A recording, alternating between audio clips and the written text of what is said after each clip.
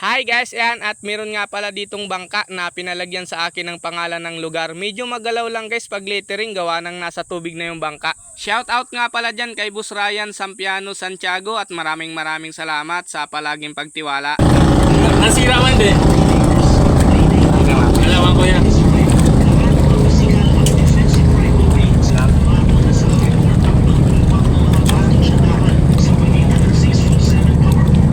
Sa kusina, malagay.